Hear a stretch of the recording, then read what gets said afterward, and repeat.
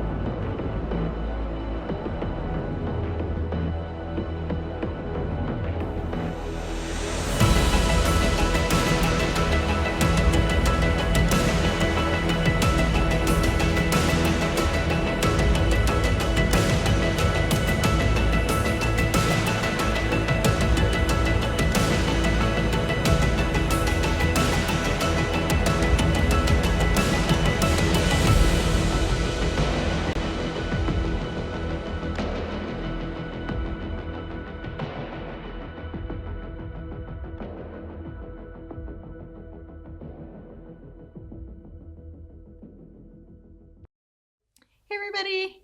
Esther here.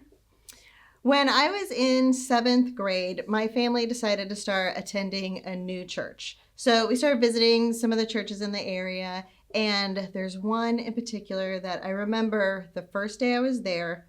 We'd never been there. I didn't know anybody, so I had to go by myself to find out where their junior high youth group was meeting. And so I find the room, I go in, and I just went and sat down in the back. And I remember a couple of students kind of like glanced at me and then turned away. And as things got started, I kept kind of waiting. Maybe one of the leaders would see me and ask if I wanted to be introduced, or maybe they might have some kind of greeting time where maybe a couple of students might notice me and come over and say hello. But nothing like that ever happened. And so the entire hour went by and we got dismissed. And nobody had spoken to me at all, not any of the students, not any of the leaders. And so I left feeling completely overlooked and ignored. Now, I'm not blaming anybody. Maybe the leaders had something else on their mind that day, and I did eventually get to know some of the other students. But that first Sunday, I felt like I might as well have been completely invisible. And while I certainly hope that you have not had that experience from visiting our youth group, you might be able to relate to those feelings. Maybe you've had to switch schools at kind of an awkward time, and it feels like all the other friend groups have already formed and nobody's interested in inviting you in.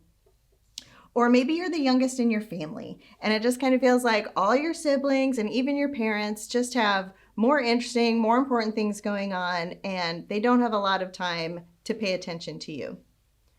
Or maybe you have something more long-term that you're dealing with.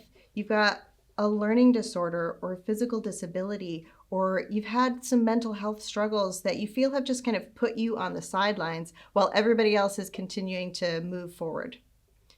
Or maybe just this whole quarantine year has really just got you feeling like, does anybody even miss me?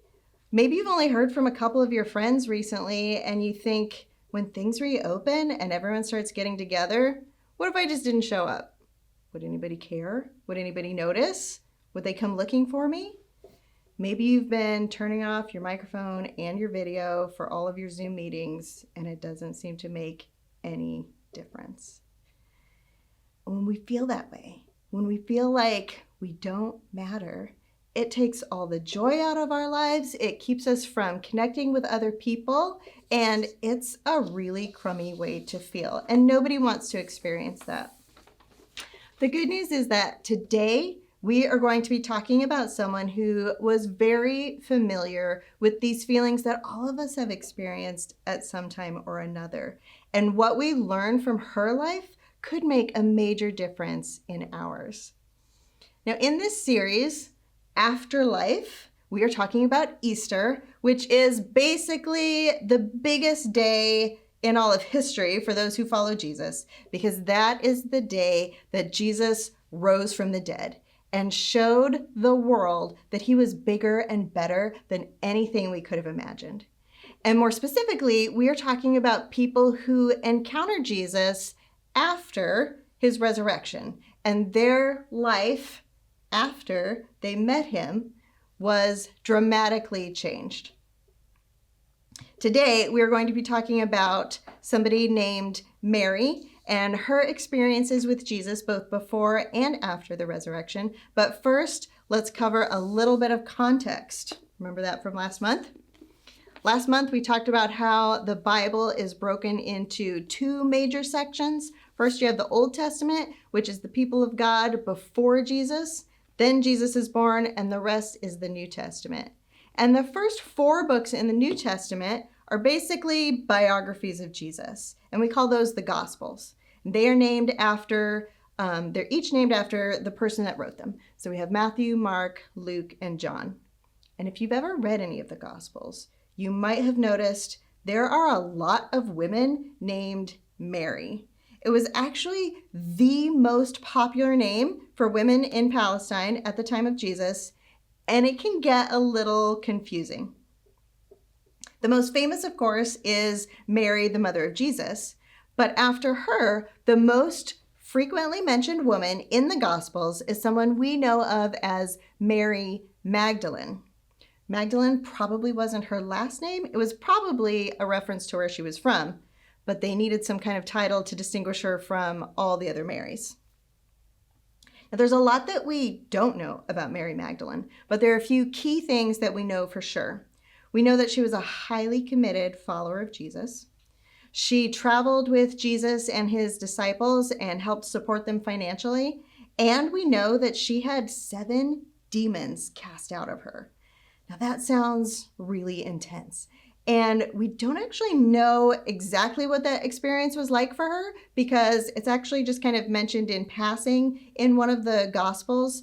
But it's pretty safe to say that that would have been a condition that would have put her on the outskirts of society, if not making her a complete outcast before she met Jesus. So we can be pretty sure that Mary Magdalene knew what it felt like to be overlooked and ignored. And actually, if we are not reading our Bibles carefully, we might be tempted to overlook her as well. It's really easy to focus on the 12 disciples as being the most important and loyal followers of Jesus, and to think of the women who are mentioned as just kind of all of those Marys that nobody can keep track of. And if you've read through and maybe you've come across the name of Mary Magdalene, you might have just kind of thought of her as kind of this sideline Jesus fan, but she was actually much more than that. All 4 of the Gospels tell us that Mary Magdalene was present when Jesus was crucified on the cross. 3 of them mention her as being present when he was buried in the tomb, and all 4 Gospels tell us that Mary Magdalene was the first one to see and speak to the risen Jesus. Now, this means that Mary was present with Jesus when most of the 12 disciples had run away and were tempted to either hide or just give up. So as we are going into Easter, let's pay attention to somebody who is such a committed follower of Jesus during this most challenging and amazing time of his ministry. Now, in the 4th Gospel, which is called the Gospel of John, in chapter 20, we have the most detailed account of this meeting between Mary and the risen Jesus. And what we find out when we read that chapter is that as soon as the Sabbath was over, early in the morning, before the sun even came up, Mary was going to head out to the tomb so she could put spices on Jesus' body, which was part of their burial custom. But when she got there, she realized that the giant stone that was sealing off the tomb had been moved, and the tomb was empty. And right away, she was so disturbed, she ran to tell some of Jesus' disciples. She went and told Peter and John. And so they got, all freaked out, trying to figure out what was going on. So they run to the tomb. And sure enough, the stone is moved. The tomb is empty. There's nothing there but just the cloth that they would have wrapped Jesus' body in. So Peter and John don't quite know what's going on. They go to tell the other disciples. But Mary just stays at the tomb. It's as if she just doesn't know what to do with herself. It's bad enough that Jesus had died, and now she can't even properly care for his body. So that's where we're going to start reading in John 20, verse 11. I'm reading from the New Living Translation. It says, Mary was standing outside the tomb crying, and as she wept, she stooped and looked in. She saw 2 white-robed angels, one sitting at the head and the other at the foot of the place where the body of Jesus had been lying. Dear woman, why are you crying? The angels asked her. Because they have taken away my Lord, she replied, and I don't know where they have put him.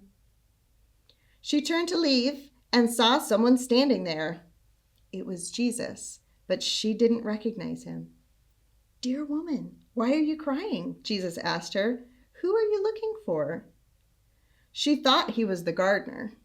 Sir, she said, if you have taken him away, tell him where you have put him, and I will go and get him. Mary, Jesus said. She turned to him and cried, Rabboni, which is Hebrew for teacher. Don't cling to me, Jesus said, for I haven't yet ascended to the Father. But go, find my brothers and tell them, I am ascending to my God to my Father and your Father, to my God and your God. Mary Magdalene found the disciples and told them, I have seen the Lord. Then she gave them the message.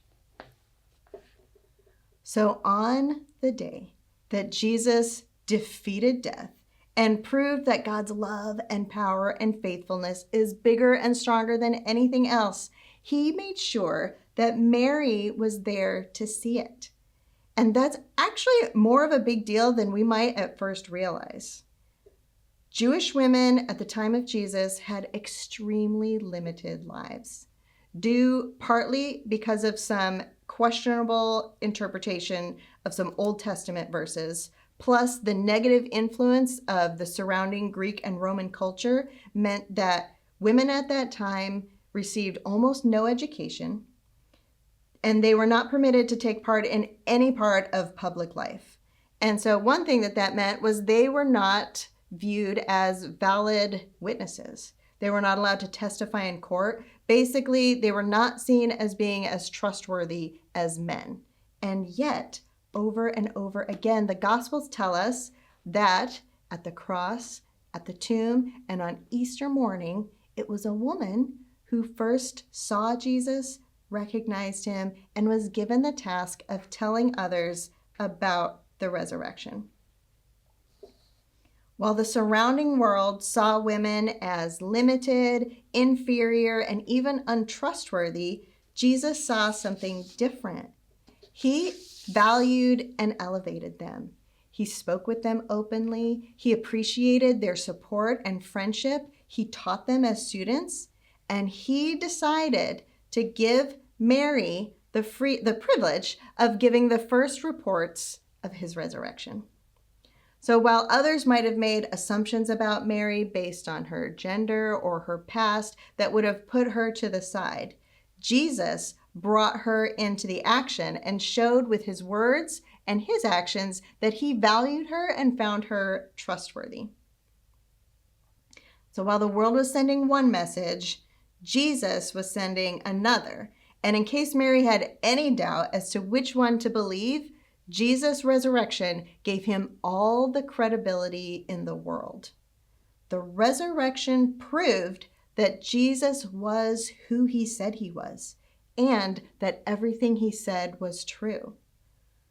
Because of the resurrection, we can take Jesus seriously. And Jesus said that Mary mattered. So we can think of it this way. Because of the resurrection, Mary knew that she mattered. Whatever the world might have been saying to her that would have indicated that she was not worthwhile, that she didn't matter, that she should just get out of the way, Jesus' words and actions, backed up by the power of the resurrection, proved that those messages were not true. And in the same way that Mary mattered to Jesus, you matter to him too. I want to challenge you sometime tonight. Go back and read that passage from John 20 that I just read earlier. And when you get to the part where he says Mary's name, I want you to imagine that he's saying your name. I want you to understand that he is saying the name of every person who has ever felt overlooked, ignored, or forgotten, or like our part in the story didn't matter. And that is the message that I want you to take with you this Easter, that you are known and seen and loved, and that you matter to Jesus. Jesus said so, and because of the resurrection, we can trust what he said. Jesus defeated death, and we can take him seriously. Jesus said that Mary mattered, that you matter, and the person next to you matters. And as we reflect on this story in our small groups and on our own over the next week or so, I want you to think about what would change in your life if you really believed that you and those around you truly matter to God. Would it change your attitude about yourself? Would it change the way that you treat other people? And I want you to be encouraged. Because of the resurrection, Mary knew that she mattered. And because of the resurrection, you can know that you matter too. I love you guys. I'll see you soon.